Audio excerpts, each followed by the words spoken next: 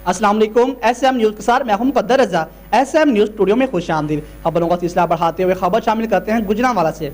हुकूमत का corona virus के बायस 6 माह से बंद मैरिज हॉल खोलने का फैसला मुलाजमीन के लिए खुशियां ले आया। मैरिज हॉल मालकान ने हुकूमती फैसले पर डॉलर की थाप पर भंगड़े भी डाले। इसी हवाले से मजीद जानते हैं न्यूज़ एडिटर अब्दुल लतीफ़ शेख से। जी अब्दुल लतीफ़, आगाह कीजिएगा। जी बिल्कुल, 6 माह बाद हुकूमत का मैरिज हॉल खोलने का फैसला मुलाजमीन के लिए खुशियां ले आया।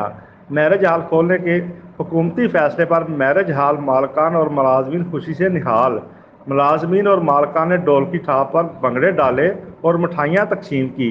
वेटर्स और मालकान ने एक दूसरे को गले लगाया और मुबारकबाद दी। मैरिज हॉल मालकान ने पहलवानी अंदाज में भंगड़े डाले। कोरोना वायरस के बायस 6 माह से मैरिज हॉल बंद थे। मुलाजमीन का कहना है कि 6 माह बाद मैरिज हॉल में वापस काम पर आकर खुशी हुई।